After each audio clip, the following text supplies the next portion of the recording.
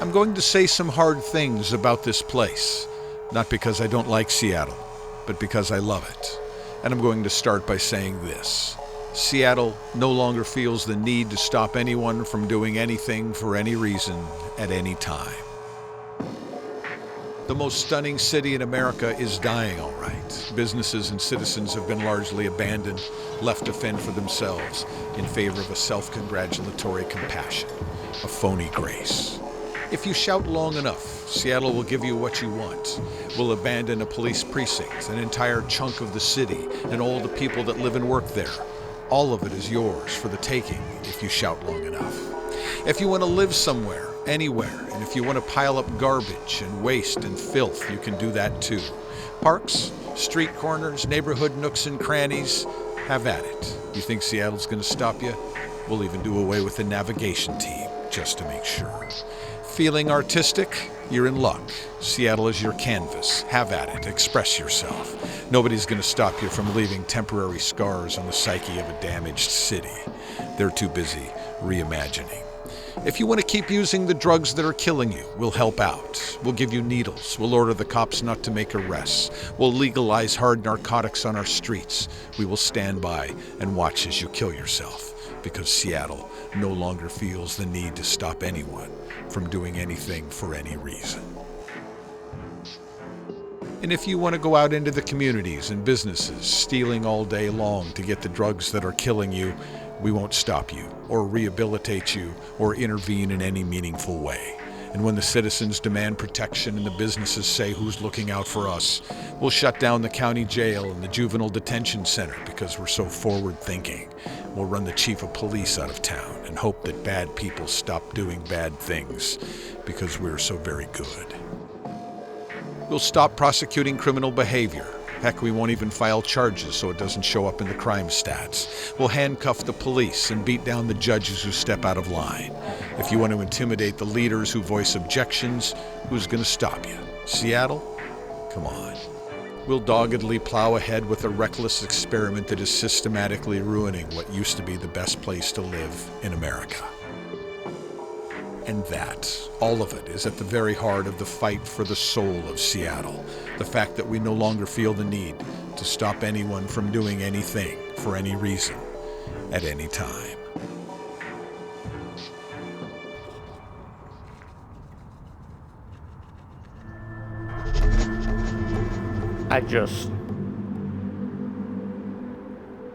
It was the perfect place as far as I was concerned. I just thought no place could be greater. He moved here in 1983, and like so many, he loved Seattle, really loved it. He opened up a bike shop, and it grew and grew. But things changed. Seattle changed. And now Brian Nordwall says things like this. It's a tragedy. It's literally a tragedy. This place had it all, and it's letting it go. And this. The core of Seattle has become a hellhole. It bears no resemblance to the city I moved to in 1982. 30 times in a year they tried to break into his business. 3 times they succeeded. Look at them smash the windows, smash one man's dream. Look at them take what they want, like it's their shop, their city. And it's hard to argue these days.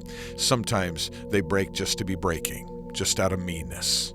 5 days in a row, we lost every window on this side.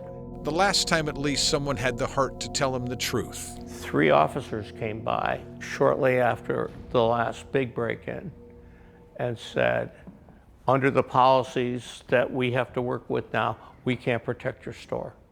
So it should come as no surprise when a man who loved his city and built his dream here becomes jaded. Downtown Seattle is Tombstone, Arizona. There is no law and order. There is no civil authority. And Seattle at this point has committed civilizational suicide, literally. And so Seattle e-bikes is packed up and loaded up, and Brian Nordwall's dream is put on a truck. So my heart is kind of permanently broken, but I'm kind of past I'm leaving here. I'm moving on. Somebody should explain to Brian Nordwall how exactly this revolution is supposed to work.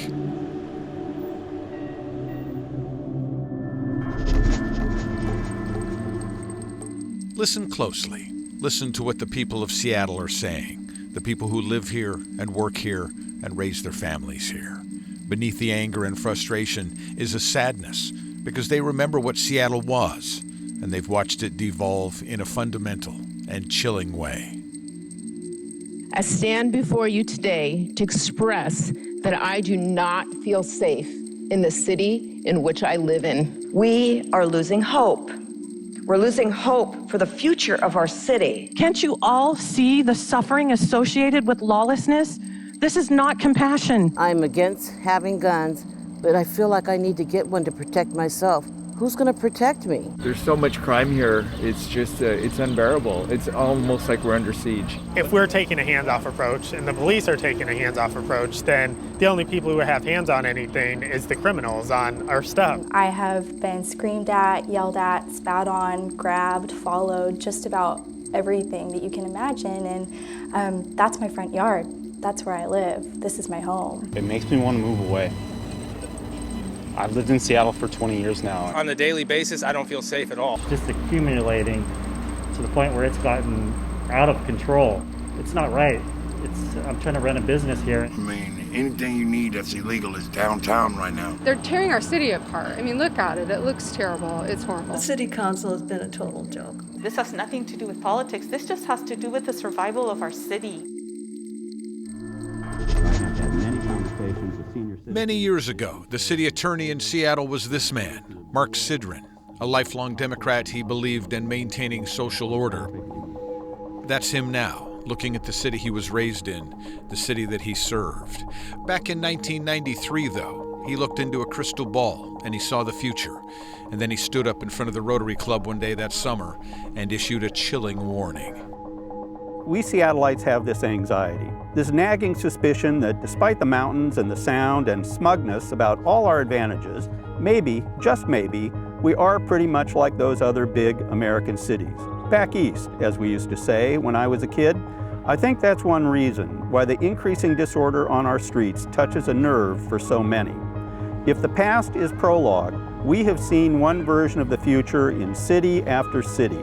A dying retail core where there is more criminal than commercial activity, where the simplest rules of civility are ignored without consequence, where random, senseless acts of violence become pervasive, culminating in the migration of those who can leave. This is not Seattle today, but this downward spiral doesn't happen overnight, and it will be more than just a bad dream if we don't wake up to the challenges we confront and act. The bad dream is here. Mark Sidran sees it, we all see it. The question is how and why, and what are we going to do about it? There is one block in downtown Seattle, one block that is symbolic of the failures of a city and its leaders. They are the failures of a philosophy that has gone wrong in spectacular and devastating ways. This is the block, the 500 block of 3rd Avenue. All around it is the core of power in Seattle, the decision-making, the money. But also here is the decay and the desperation.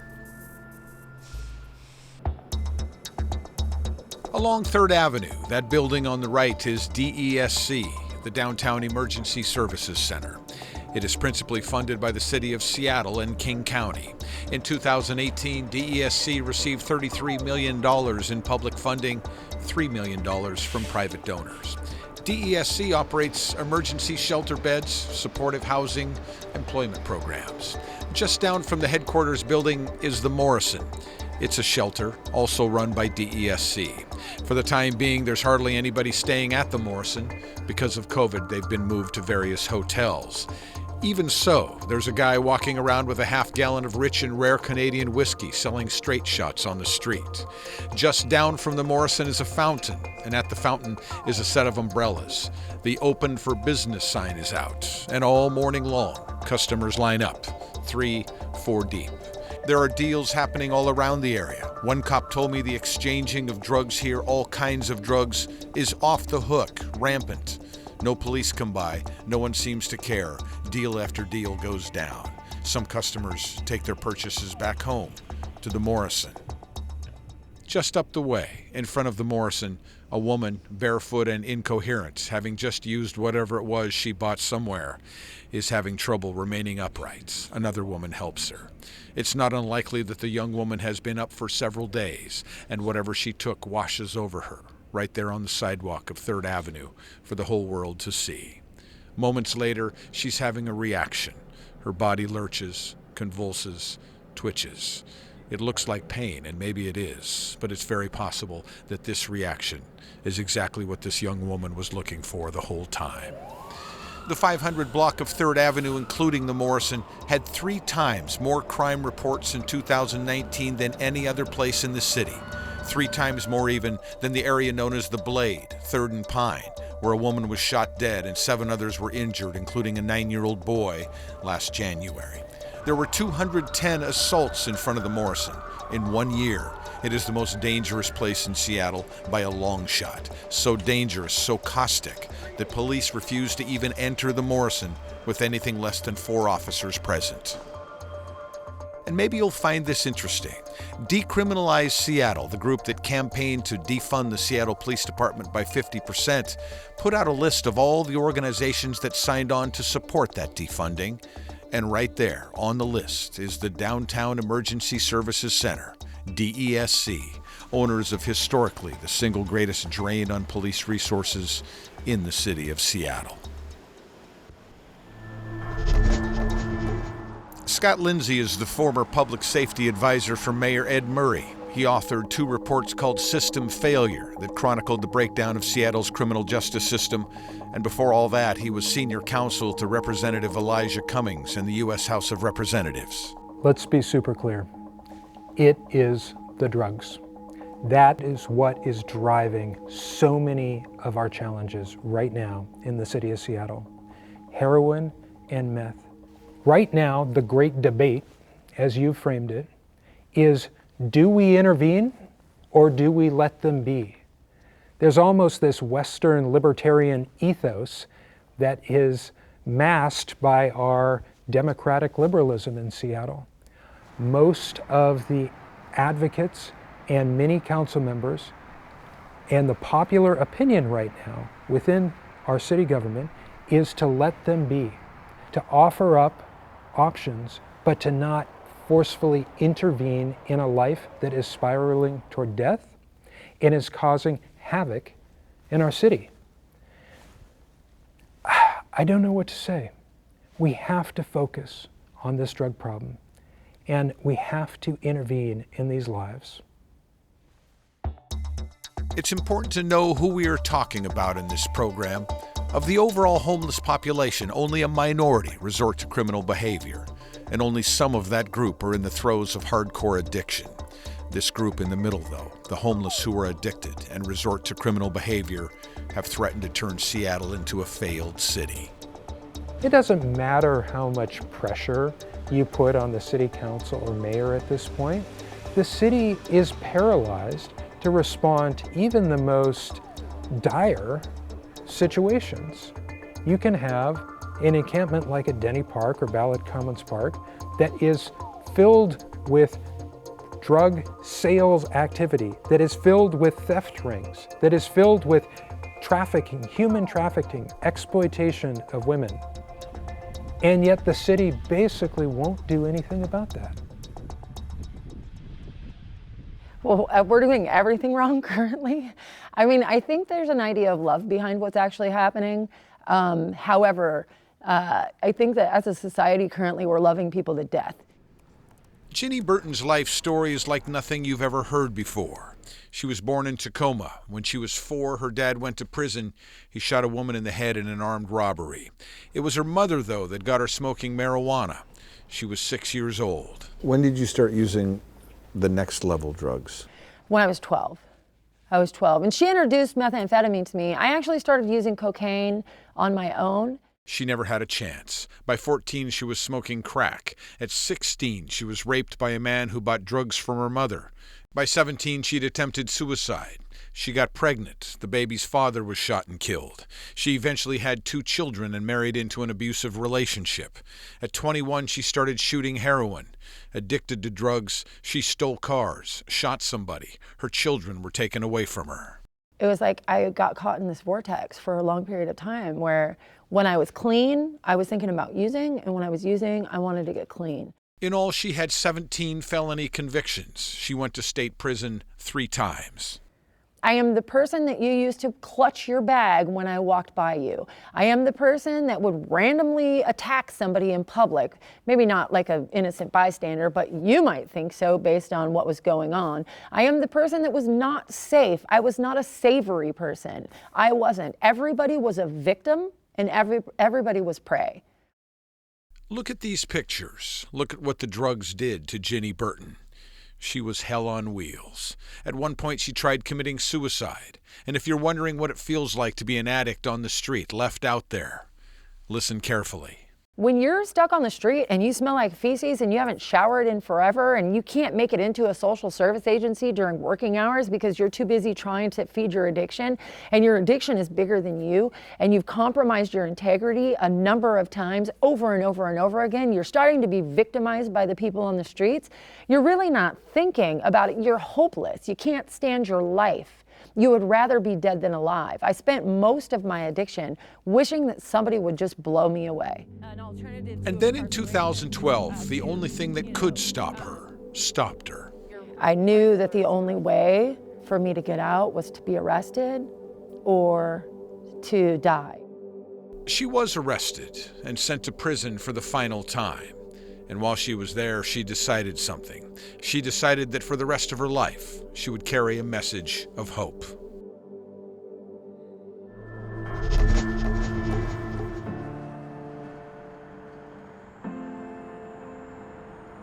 There is a fog shrouding the stunning city of San Francisco.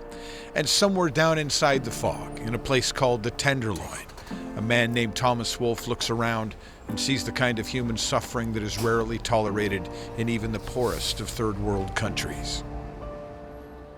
He sees a woman lurching and twitching and moaning because her addiction keeps her in perpetual torment, day after day, year after year. He sees mental illness and depression and a lack of purpose that is the residue of neglect and addiction and homelessness and hopelessness and a downward spiral that has never stopped, that knows no bottom. He sees an open-air drug market, clusters of Honduran dealers waiting to pounce.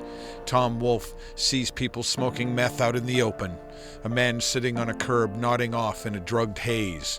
Behind him, a lost ghost wanders aimlessly in the rain. There is a fire at a bus stop to cook heroin, and freshly stolen items are sold and traded openly, a drug economy-fueled bazaar. I'd seen people die from overdoses out here.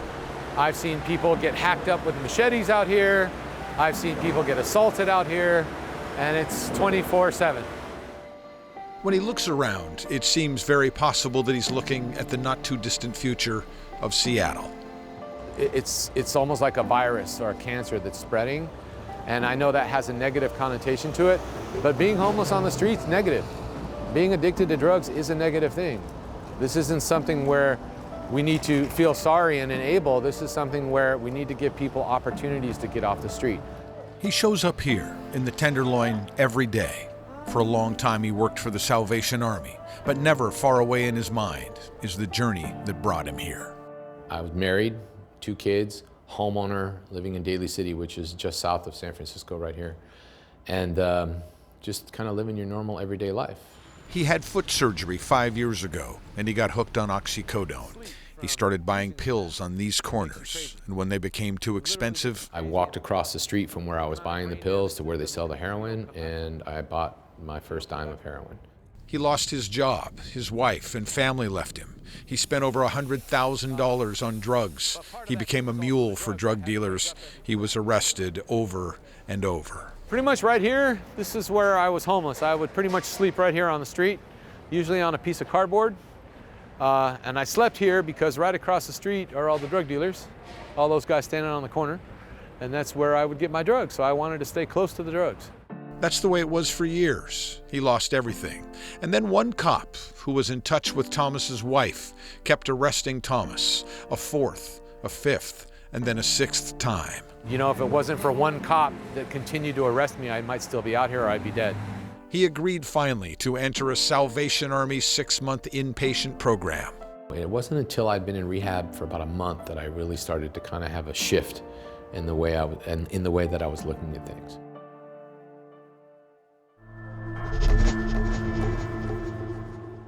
In Seattle, there are 10,000 calls to Seattle police for assaults every year. There are 10,000 calls to Seattle police about burglaries every year. There are 12,000 calls about domestic violence every year. In recent months, a difficult job has become almost impossible. And in recent months, we've seen things on our streets that in a different time would have been hard to fathom.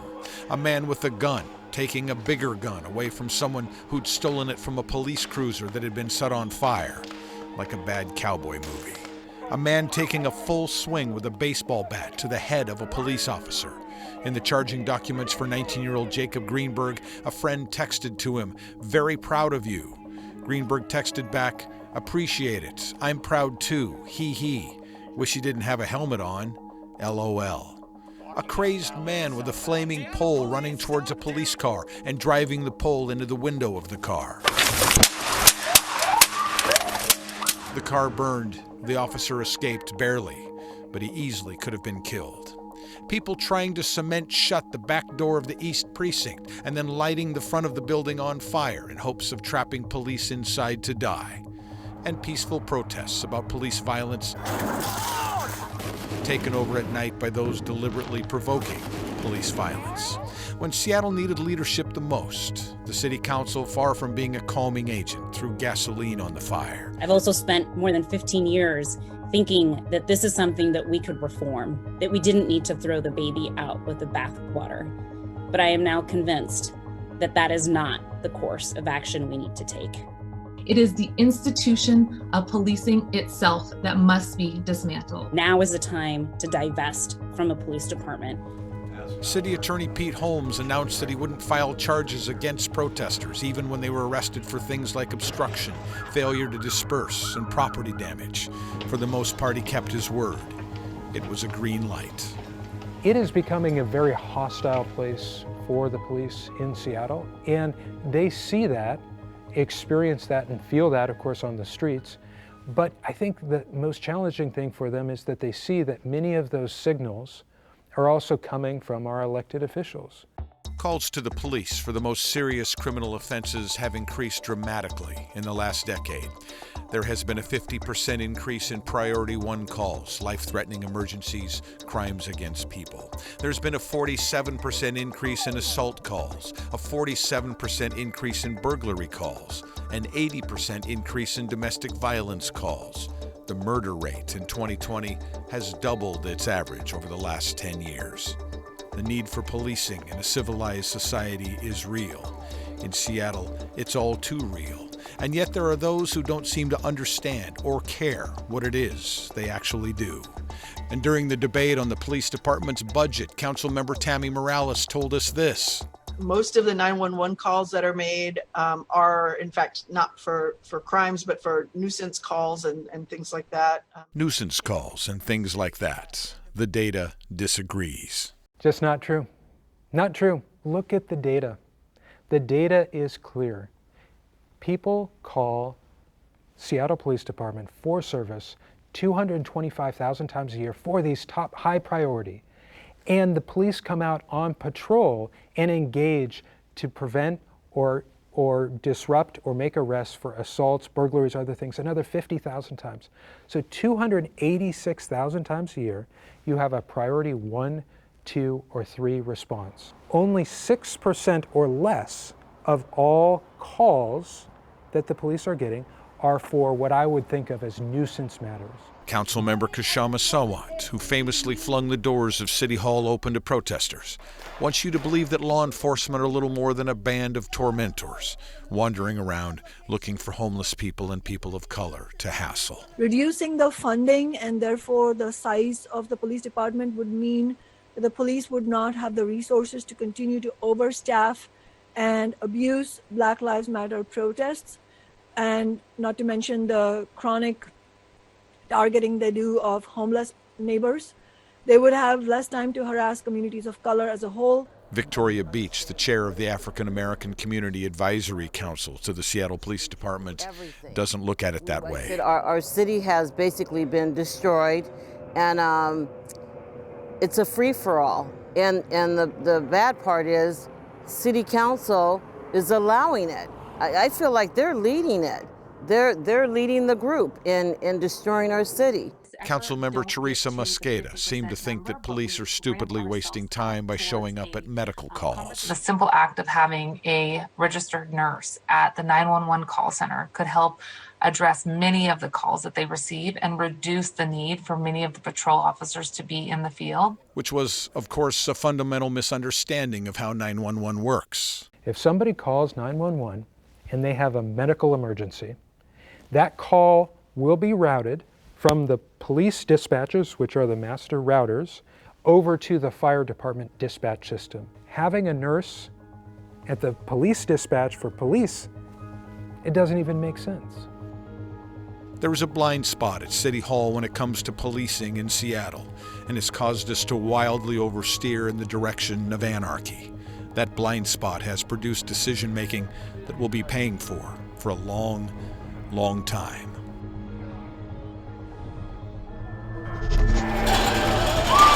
It's almost hard to fathom now, like some kind of twisted urban legend, but it really did happen. The city of Seattle really did surrender a police precinct and 6 blocks of businesses and homes to a mob. Seattle walked away, abandoned the rule of law, abandoned the people that live there and work there, quit on them.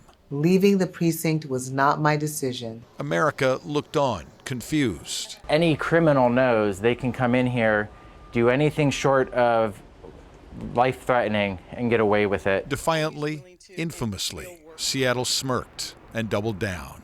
How long do you think Seattle in those few blocks looks like this? I don't know. We could have the summer of love.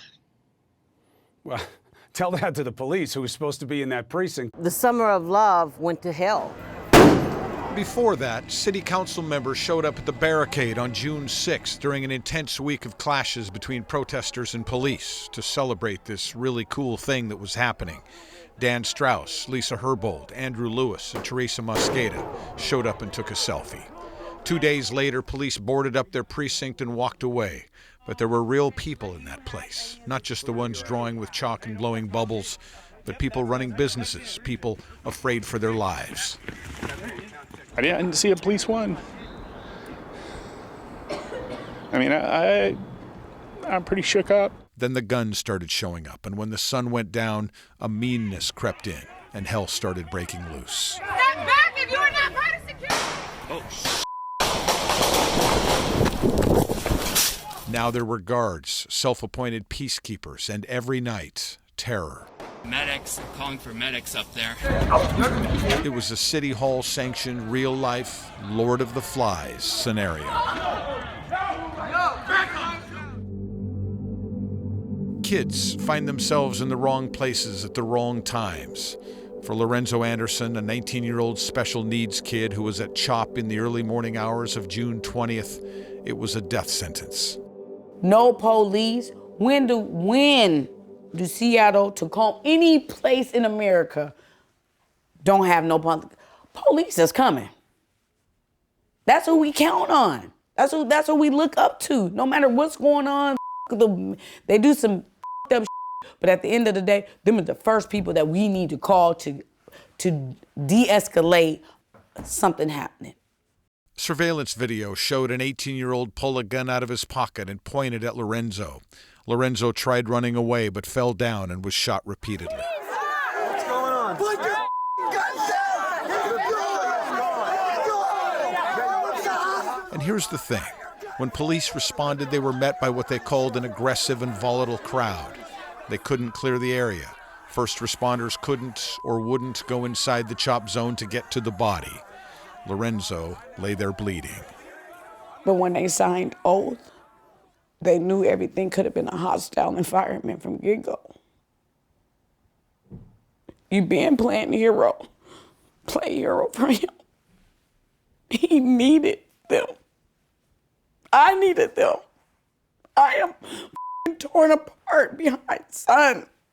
You understand this? I'm torn.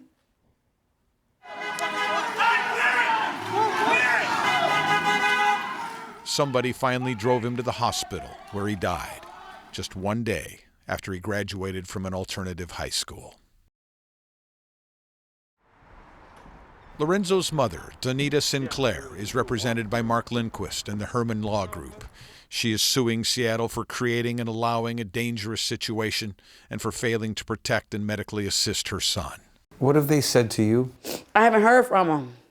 You haven't heard from... Never! From the city of Seattle? This is the best the man got going.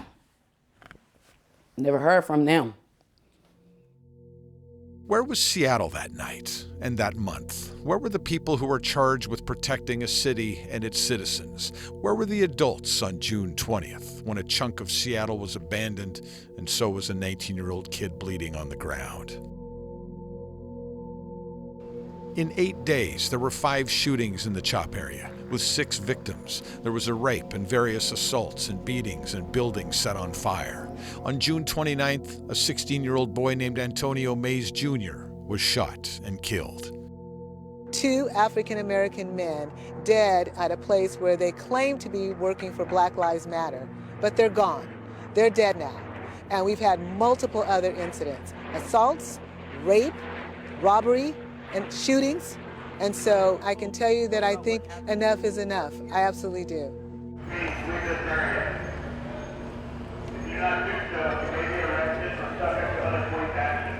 And so the police, who had been ordered to surrender their precinct, were ordered to take it back. It took a couple kids' lives and untold amounts of suffering to remember what our leaders should have known all along, that in the real world, there have to be rules and boundaries and laws, or else people die. So yes, we've decided that we no longer feel the need to stop anyone from doing anything. Tolerance, indulgence, taken to absurd extremes, become cruelty. And so it is that a make-believe self-declared autonomous zone, free of the shackles of police and government for a time, trying to make up its own rules as it went, trying to reinvent everything, can become a hellhole of fear and misery and intimidation. It's a fitting analogy for an entire city being reimagined in real time with very real consequences for real lives.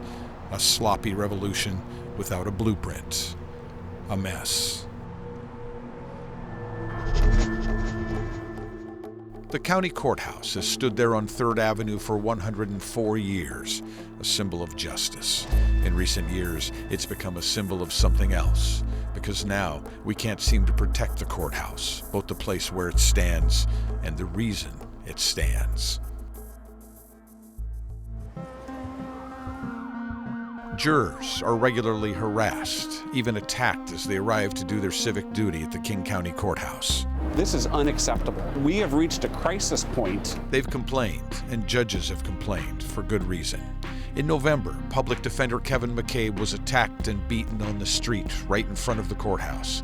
He was punched again and again. One night, a man broke into the building and menaced security guards, saying, "Unless you kill me, I'll keep coming in."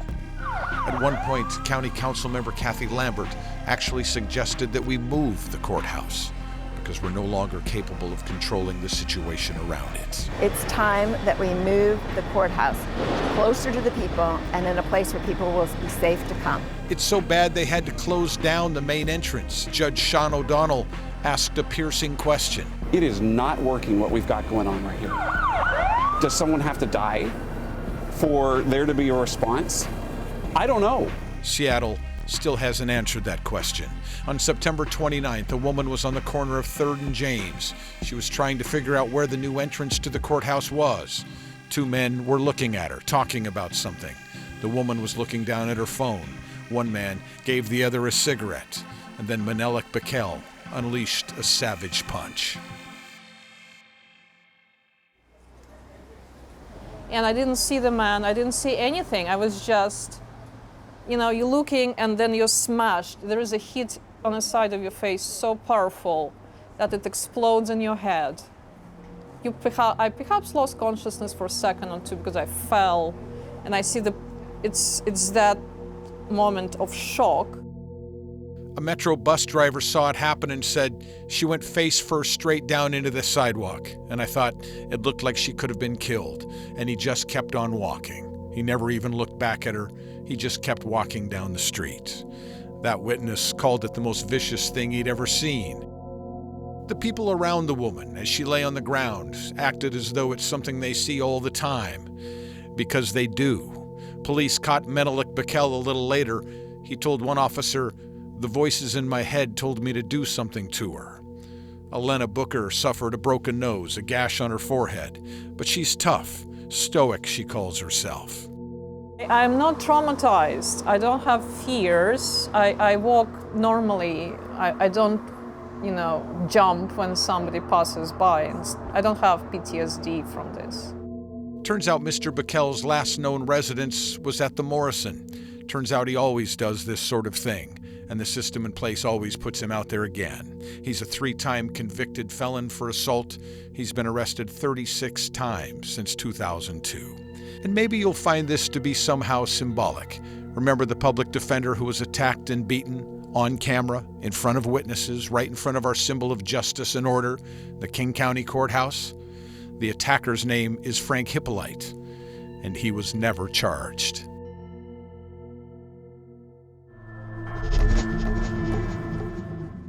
But maybe the scariest situation is inside the courthouse, because in the increasingly rare cases that charges are actually filed by the King County prosecutor and city attorney, there is pressure on judges to hand down lenient sentences or no sentences.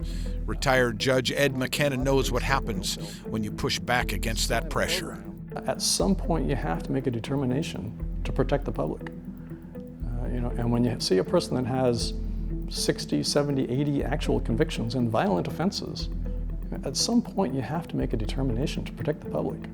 It works like this. In a given case, let's say, for instance, the case of Francisco Calderon. Good afternoon, Mr. Calderon. Who followed a guy on Broadway for a while and then walked up unprovoked and smashed him in the face with a fist. The prosecutor these days, City Attorney Pete Holmes, will recommend a sentence, and so will the defense attorney. In this case, even though Calderon had been committing crimes for years with an astounding 72 convictions, Holmes recommended that he be released and given probation. The defense attorney also recommended that he be released and given probation.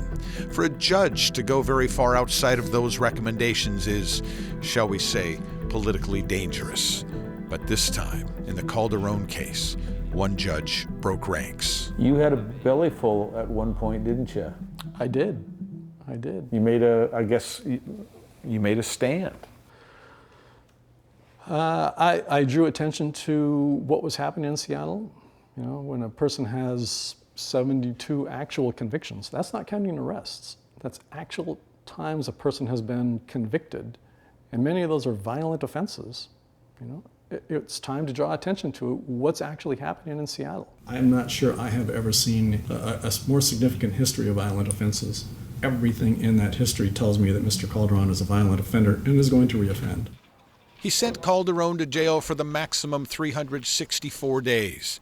City Attorney Pete Holmes was furious. KOMO's Matt Markovich spoke to him after the verdict. And we'd still go back to the same, let's lock him up. And then we're surprised when, completely unsupported, a homeless man with mental health issues and chemical addictions repeats. What a surprise. So Holmes retaliated by teaming up with the head of public defense, Anita Khandelwal. The same Anita Khandelwal who said in a King County annual report that one of her goals is, quote, partnering with community allies to push for a divestment from the criminal legal system. They issued a joint public rebuke of Judge McKenna, questioning his ability to be impartial and asking him to step aside as presiding judge, in their words, so that your conduct does not further tarnish the reputations of your fellow judges. By making that public, by joining forces, so to speak, against an elected official, they're pretty much telling the public, don't vote for this person in the future. You know, we want to ruin his political career because he's not playing ball with us. Here's why that's so devastating. Every defense attorney has an opportunity to file what's called an affidavit of prejudice if they don't like the judge that's been assigned to their case. It bars that judge from hearing the case. After the city attorney and the head of public defense issued their rebuke, it happened a lot to Judge McKenna. Hundreds of times. For example, in May alone, there were 128 affidavits of prejudice filed against him, just 15 for all the other judges combined. If you didn't know better, you'd think maybe there was something fishy going on.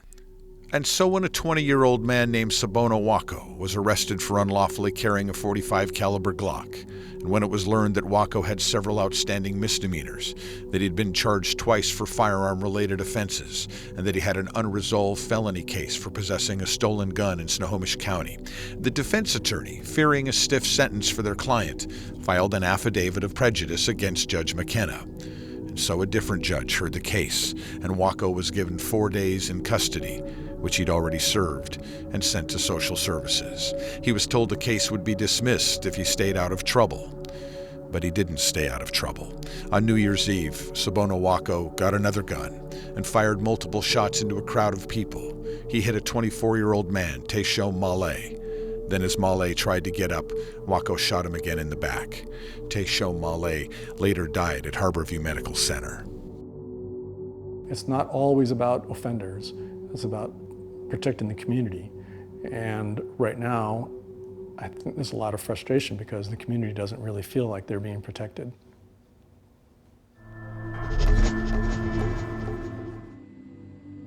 The fight for the soul of Seattle is a philosophical divide. It's a perfect storm here, really. Prosecutors that don't prosecute, a city council that doesn't want them to, judges that are lenient because they damned well better be, county executives shutting down jails, cops that have been undermined, and services that nibble around the edges of a crisis because we can't seem to get it through our heads that the drugs are too strong, too barbaric to fight with hopes and wishes and Seattle's special brand of compassion. What many in council are currently proposing is that we eliminate any and all accountability for that population and just ramp up the services. I don't think that's going to work.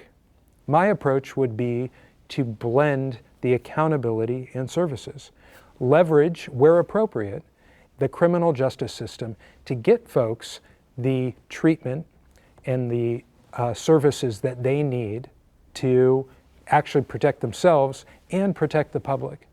Just offering somebody in the throes of a meth or heroin addiction services, just offering them treatment, just offering them shelter, it has not historically worked, and I don't believe it's going to work in the future. At the end of the day, we have to think first of the greater good. We have 700,000 plus residents of the city of Seattle. That population of 2,000 to 3,000 can't overtake and subsume the larger public interests of a livable city of the remaining 700,000 plus folks who live here, and the hundreds of thousands of folks who work here, and the millions of folks that want to and do visit Seattle in pre- and post-COVID times. One block over from the 500 block of 3rd Avenue is where the leadership lives, City Hall. It's in the halls of power here where the Seattle City Council does battle with the mayor and the police chief, and sometimes the basic concepts of governing. The Downtown Seattle Association took a poll recently, and they found that nearly 2/3 of Seattleites, 64%, disapprove of the job the City Council is doing. 40% said they strongly disapprove. Something astounding happened within Seattle City Council on October 20th. In the final minutes of a 3-hour budgetary session, legislation was proposed. This proposal is sponsored by Councilmember Herbold. It is to consider passage of legislation that would allow the dismissal of crimes of poverty, and it would do so by revising the definition of duress as a defense against prosecution. What exactly does that mean? Well, it means that if someone commits a misdemeanor crime, anything less than a felony or DUI or domestic violence, they could use symptoms of addiction or symptoms of mental illness or symptoms of poverty as a legal defense. Think about that for a moment. You could steal something and simply say, "I'm poor, I needed the money." You could steal something and say, "Give me a break, I have a drug problem." Those would be legal arguments. What kind of crimes are we talking about? Assaults, harassment, trespass, and everything from sexual exploitation to cyber stalking.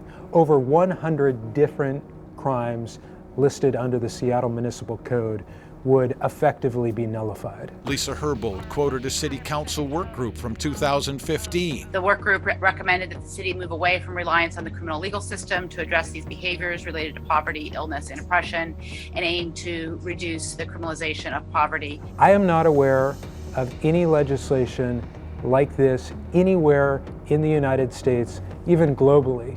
All cities have criminal codes to protect their citizens from criminal acts. This would basically create a legal loophole that swallowed all those codes and said, green light to crime. If you don't feel very protected right now, this would wipe out almost all remaining protections that we have. Listen closely to Councilmember Lisa Herbold when she was running for re-election. We need to grow the size of our police department. We made a commitment in 2014 to grow the size of our police department by 200 officers. Does that sound like someone who would, months later, pledge to defund the Seattle Police Department by 50%? In the summer budget, we were looking at reducing the size of the department by 100 officers. Now we're looking at 175. Who would propose the legislation we just described? Here's Councilmember Andrew Lewis at a public safety forum in October of 2019. We need to hire more police officers in the city. I see on a daily basis that there's parts of our city where we don't have the staffing numbers to have effective community policing strategies. And listen to his answer to my question in a District 7 debate. We don't have the patrol numbers in the city to adequately have emphasis patrols. We don't have the patrol numbers, he said. Does that sound like someone who would pledge, once elected, to defund the Seattle Police Department by 50%? In my mind, the choice is clear. Astoundingly, when the council barreled ahead with its hastily conceived defund the police notion, there was one person they didn't include in their discussions. Carmen Best, a beloved, respected African-American woman police chief. In the face of such disrespect, officially, the chief chose to retire. The reality is, the council ran her out of town. To just turn that all on a dime and hack it off without having a plan in place to move forward is highly distressful for me. And I really, it goes against my principles and my conviction, and I really couldn't do it. That law that Councilmember Herbold tried to backdoor into the Seattle budget, the one that makes symptoms of addiction or poverty a legal defense for misdemeanors, it was tabled for a time, but it's back up for discussion now. A poverty defense, making meeting an individual's immediate basic need an affirmative defense to a crime. It does not. We'll see if it goes through, but it hardly matters. City Attorney Pete Holmes has already, in effect, legalized stealing. He wrote in a letter to the council, "Several of the provisions in this bill codify what my office already practices. I have worked to move away from prosecuting property crimes that appeared to be committed out of survival necessity." He adds, "No city prosecutor is interested in sending an impoverished new parent to jail for stealing baby food." Sure, because that's what's pushing Seattle businesses to the brink of ruin. It's not addicts stealing to feed their addictions, it's mothers stealing baby food. Maybe in the beginning, a few years ago, it felt like a principled quest for higher moral ground. Maybe the concept, the idea of the direction Seattle City Council is taking us felt virtuous. But here's the truth. Those who victimize and commit crimes have the run of Seattle, and they know it. And the rest of us are at their mercy, and we know it. There is a word for that: lawlessness. And lawlessness is not, nor has it ever been, virtuous.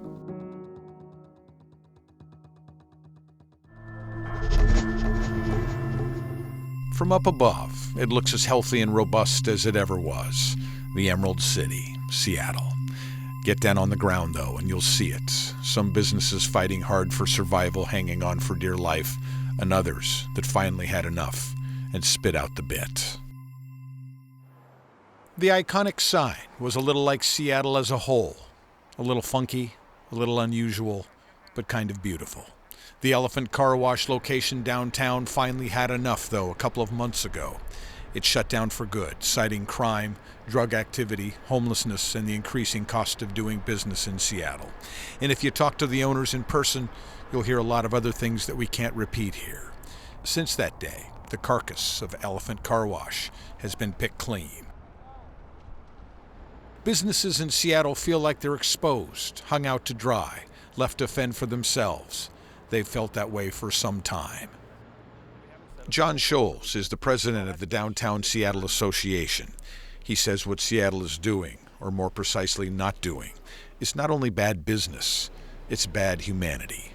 I think everybody's looking for what's the plan. We're 5-6 years into the state of emergency and homelessness in the city, and we see that we're going in the wrong direction. We see our parks and public spaces, our alleys being the best that we can offer those that are most in need. If you travel up 3rd Avenue from the power core of the city, away from the courthouse and DESC and all the rest, into the retail core of the Emerald City, you will see graphic evidence that the experiment is failing and has been for a long time. At 3rd and Union, the Bartell drugstore is closed. They were pillaged into submission. Just up the way, the Kress IGA store is shut down. Same story. And the TJ Maxx store next door is closed. Up a block, the Macy's department store is gone. Shoplifting was a big factor there too. People shooting up in the fitting rooms, you name it. Just across the street at Columbia Sportswear, there are countless stories of people walking in and grabbing armloads of coats and just walking out. Nothing happened to them. Columbia finally closed up shop. Continuing the tour of blight and urban decay, Aaron Brothers shut down, and the Payless shoe store. Bergman Luggage finally had enough of the burglaries, tents, and looting. They quit, and on and on. Xanadu Comics, Bed Bath & Beyond. According to the Downtown Seattle Association, at least 140 stores have permanently closed this year in Seattle. And to be sure, lately, COVID has played a big role. But if you ask around, you'll find that there's much, much more to it than just that. If you're wondering what it is that's keeping customers away from downtown Seattle, even before the pandemic, then you haven't been paying very close attention. There is a rawness now to our city. Do you remember what City Attorney Pete Holmes said about the Calderon case? And we'd still go back to the same, let's lock him up. And then we're surprised when, completely unsupported, a homeless man with mental health issues and chemical addictions repeats. What a surprise. This man had been convicted 72 times. Why in the world would he be completely unsupported? He said it as if our only two choices are to leave people like Calderon out on the streets to continue victimizing and do nothing, or lock him up in a prison and do nothing. What if there was a different way? I've said it before, I'll say it again. What if there was a place? What if there was a place that was specifically built for the disease of drug addiction? Not a prison. We have to get that out of our heads. Not a punitive place, but a rehabilitative place. Not a political place, no us against them. There's no time for that. People are dying, and lives and cities are being ruined. It would be a place where broken people have a fighting chance at life, a place of healing. Imagine with me a place called Hope Haven. One part of it, the first part you enter when you are strung out and addicted, and it would be high security. It would have to be. When withdrawal is happening, you couldn't just walk away. But that part, the high security part, where we would get people off drugs and get their heads cleared, would only be the beginning.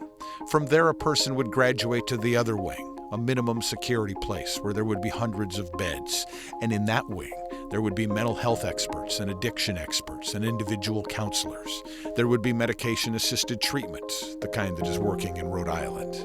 There would be any and every tool we know that works against heroin and meth and the rest. And classes. There would be classes daily about dealing with addiction and life and having purpose. They would eat well and get healthy in natural surroundings. There would be job training that would be linked up with job opportunities on the outside, businesses that want to help. And yes, it would be expensive, very expensive. But you look at that, and it's daunting because you think, what would that cost? Oh my gosh, what would that cost? What's it costing us now? This is Andrew Barkus, a member of the House of Representatives in Olympia. I've been told there's no money. This idea, there's no money. It'll never happen because there's no money. I look around and it feels like there's money everywhere. What's your experience? There's money everywhere. It's true. From above, the problems facing Seattle and King County don't seem so bad. From there, you can't see the decay in both structure and trust. You can't see the mental illness, the addiction, the philosophical tug-of-war. You can't see the fight for the soul of Seattle. But it's down there.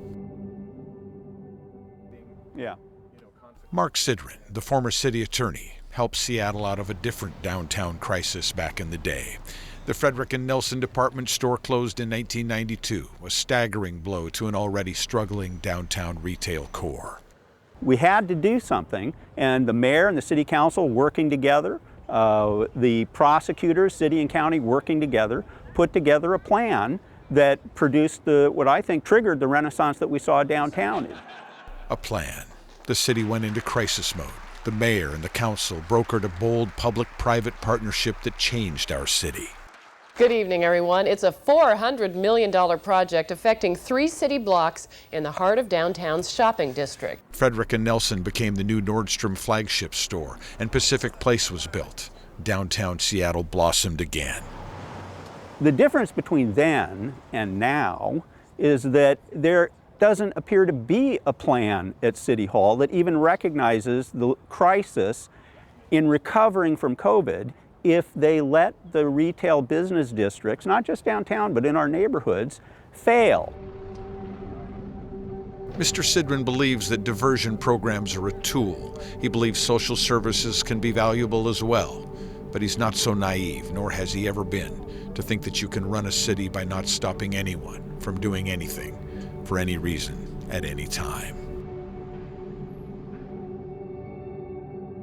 And so he watches, from a distance now, as the Seattle Renaissance he helped build is pulled apart piece by piece.